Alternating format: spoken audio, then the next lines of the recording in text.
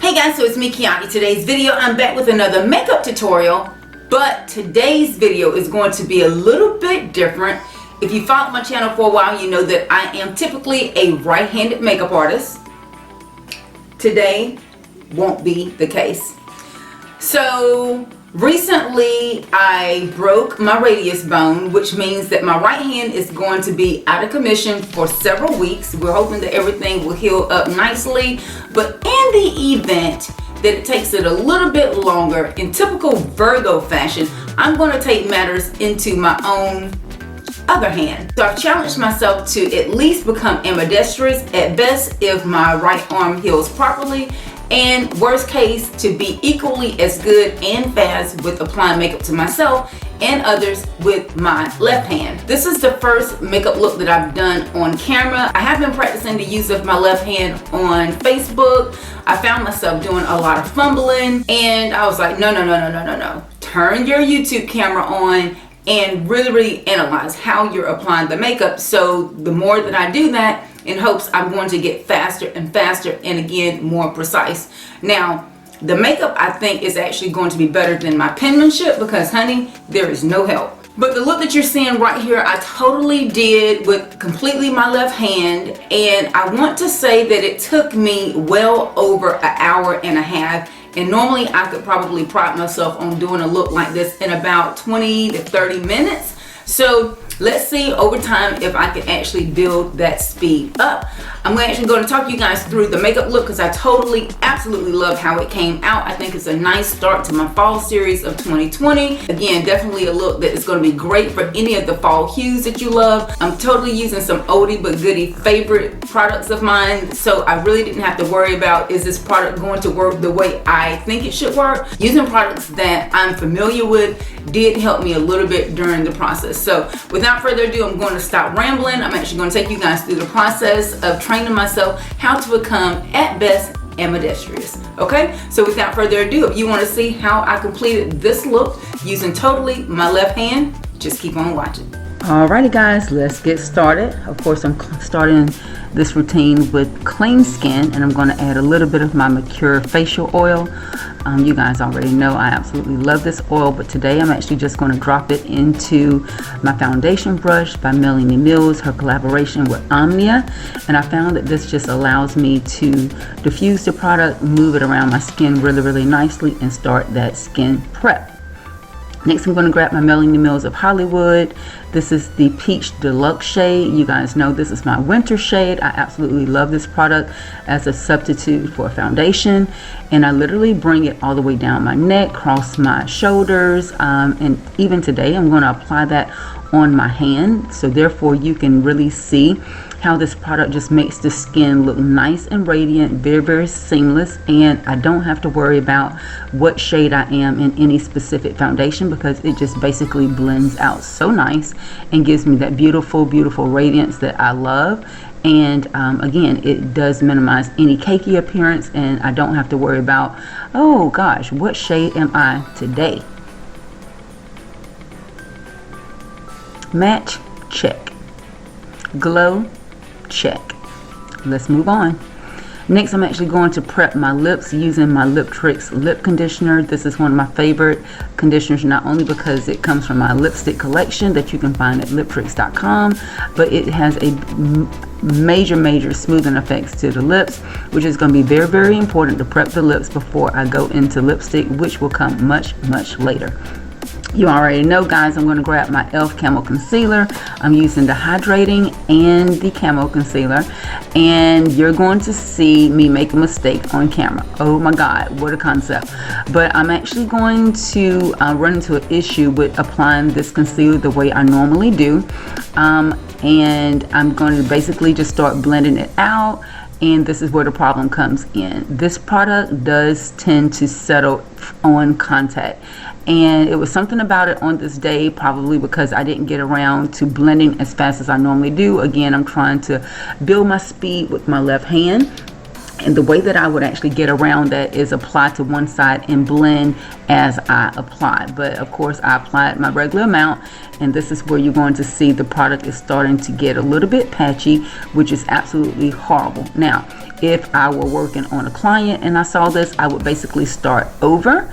But because I'm just doing it for camera to make sure that I can get around any of the pitfalls, I'm actually going to grab my Bodyography Ready Set Go facial mist, and this product is super duper wet, so it's basically like shearing the product down and allowing me to reattach product again and blending it out. And you'll notice that I kind of did a quick patchwork technique here, which is fine for every day. If this happens to you, this is a great way to fix this type of application.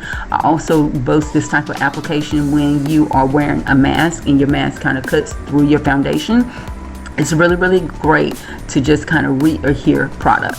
But I'm going to just push out any fine lines that could have built up, and then I'm going to add a little bit of my RCMA no color powder. You guys know that I love a no color powder, and I can see that I added a little bit more than I wanted to, so that just basically means I needed to tap off the product and basically not add as much. I'm going to go through the contour process. I've been asked a lot about this type of process. I have a round shape face. I have several clients and people that I talk to during my one-on-one classes that have less facial circumference as myself, which means you would just minimize how much product you put on. I still love the bronzing technique to basically sculpt the face out, but again, my face is very, very round, which allows me a lot of blending room. If you have less facial circumference, which means more of an oval shaped face, then of course you're going to use a lot less product. Next, I'm going to grab my Bodyography. This is the contour palette, and I'm really just going to reiterate where I've placed the contour, not really trying to add more color, but just basically set in what I've already applied. And I'm going to skip the gun. I'm going to move ahead a little bit too quickly. I haven't done the contour on my nose, which is normally what I would actually do, and I'm going to catch myself in just a moment. What I was trying to do is just blend out the foundation to see if I can actually make it a lot less patchy. This is an amazing tip. You can grab you a little bit of a finishing powder and pack that over, and it basically blends everything in nice and evenly. Again, I did catch myself. I had not already contoured my nose, so that's basically why my blend is not as good as it should be. But I am definitely liking to do my contour on my nose right before I lay that powder over. Again, if there's any skipping, then you can actually blend it out and press everything in to get more of a seamless application. Again, I do like to use natural hair brushes, and they do help with the application process as well. All the brushes that I use right now are basically by Stilazzi, with the exception of a few of the Melanie Mills brushes. I'll leave all those products linked down below. There are coupon codes just in case you're interested. And of course, I'm going to finish that glow using my Melanie Mills of Hollywood. I'm going to grab, this is the Disco Gold shade. Beautiful, beautiful overlay, you guys. It really does help aid in creating a seamless skin-like effect. If it does lay on the skin, because mine did a little bit here, then I will just kind of go over it, add a little bit more blush. And then once I do my final finishing spray, I would have kind of completed more of a baking technique, and everything would lay nice and seamless. Let's get into one of the most cringe-worthy parts of the video. I am going to leave in me applying my eyebrows, or adding a little bit more definition to them. I did grab my Borderline Gel Liner by Stilazzi, and I'm using the Stilazzi brow brush. And it's really, really typical when you're in a hurry and you are trying to apply product, that when you're using something as dense as this, that sometimes you just add too much product. Flip your brush over and move it back and forth, which means that you're going to distribute the product that's already on the brow and not have to continue to apply it. And then of course, concealer is going to become your best friend. Again, I typically like to use concealers that have more of a yellow base, which gives me more brightness but not that halo effect. And then again, you'll see that I'm just kind of finishing over those brows as well, just to tone them down ever so slightly. Now let's go ahead and get into this eyeshadow look. I'm grabbing the oldie but goodie, the soft Glam palette. You guys, I know that tons of brands are putting out different holiday palettes and things, but if you have not already purchased the soft Glam palette, I'm going to tell you, it is the one to have for fall. I'm grabbing the shade called Mulberry, and I'm packing this product in with my fingers. You'll notice that I'm going to use my fingers a lot in the initial application process of this, and it's mainly because I can kind of control the fallout. I'm really not comfortable putting brushes on my eye area, and you'll see that I'm catching it, trying to get the angle just right. So eventually I remember, okay, Kiani, just turn your head and it will bring the inner V closer to you. But yeah, just applying products that are this pigmented with your fingers, keeping your tissue down below, keeping your concealer brush really close, it's going to aid you in the blending process. It also will keep you from having so much fallout.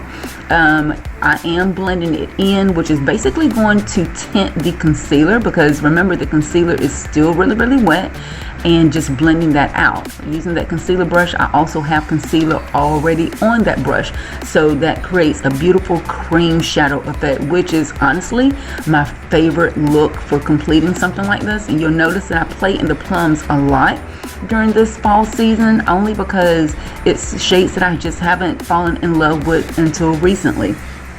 I also left the middle part of my eye open, and that's where I am going to apply the shimmer shadows.